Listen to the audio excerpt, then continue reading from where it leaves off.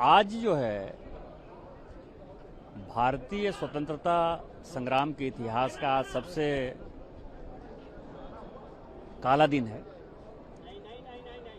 21 जुलाई 1951 को रफ़ी अहमद किदवई, ये जो जहां आप लोगों का आईएनए भी है ना, तो उस पथ का नाम रफ़ी अहमद किदवई है। कभी इसके बारे में यदि आप सोचेंगे तो रफ़ी अहमद किदवई साहब 1954 में एक मिस्टीरियस सर्कमस्टांसेस में कैसे उनकी डेथ हुई, नोबडी नोज। उसके लिए कमीशन बना, उस कमीशन का आज तक रिपोर्ट नहीं आया।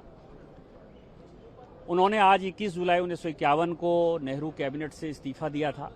इस्तीफे के पीछे रीजन ये था कि 1946 में फिरोज गांधी जो उनके दामाद थे, उन्होंने उनको चुनाव हराने की कोशिश की। फिरोज गांधी का वर्चस्व जो है कांग्रेस में बढ़ रहा था। विजय लक्ष्मी पंडित जो है वो कभी यूएन की राजदूत हो जा रही थी, कभी यूएस की राजदूत हो जा रही थी, कभी ब्रिटेन का मामला वो देख रही थी।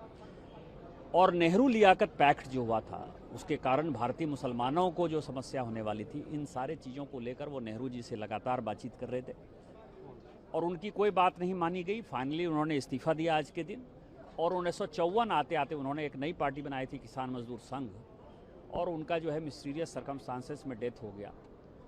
ये कांग्रेस का इतिहास है। कांग्रेस परिवारवादी पार्टी है। कांग्रेस के हाथ जो है वो कई एक लोगों के मिस्टीरियस सर्कमस्टांसेस में डेथ में जो छुपाने की बात है उससे जले हुए हैं।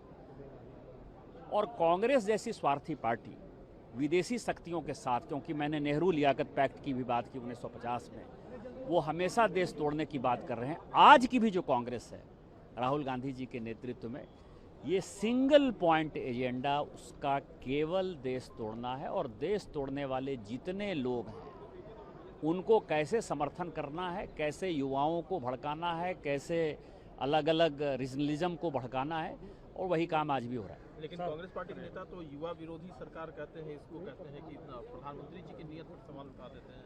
आपको पता है कि 1960 में एक इमरजेंसी लगी थी।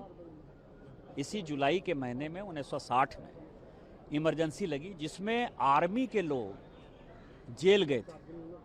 20,000 लोगों को जेल हुआ था और लगभग 30,000 लोग सैक हो गए थे, और उसमें से 500 लोग कभी रिइंस्टेट नहीं हुए।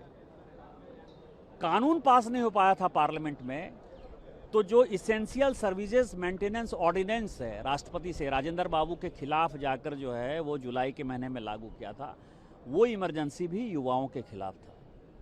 1975 में जब इमरजेंसी हुई वो भी युवाओं के खिलाफ था। 1974 में जिसके लिए माननीय प्रधानमंत्री जी प्रधानमंत्री बने, गुजरात नवनिर्माण आंदोलन, चीमन चोर के खिलाफ ये माहौल बना। अपने दिल से पराए जानिए पराए दिल का हाल। लोकपाल का इतना बड़ा माहौल बन गया, आपको पता है, जिसके कारण कि ठीक है कि किस तरह के घटिया लोग राजनीति में आ गए, मैं उनका नाम नहीं लेना चाहता, लेकिन ये क्या बात करेंगे। ये तो युवाओं को हमेशा मरवाने का, पिटवाने का। नागालैंड में युवा जो है विरोध कर रहे थे, उनके ऊपर एयरफोर्स ने जो है बम ब्लास्ट कर दिया। मणिपुर का हाल वही है, मिजोरम का हाल वही है। आप असम गण परिषद की बात, आपको पता है कि इतना बड़ा आंदोलन हुआ और उसके ऊपर जो है असम गण परिषद जो है सरकार बनाई। तो ये अपने दिल से जानिए पराए दिल का हाल। ये एंटी युवा कांग्रेस में नहीं कहता, ये देशद्रोही शक्तियों के साथ मिलकर राहुल गांधी अपना एजेंडा चलाते हैं।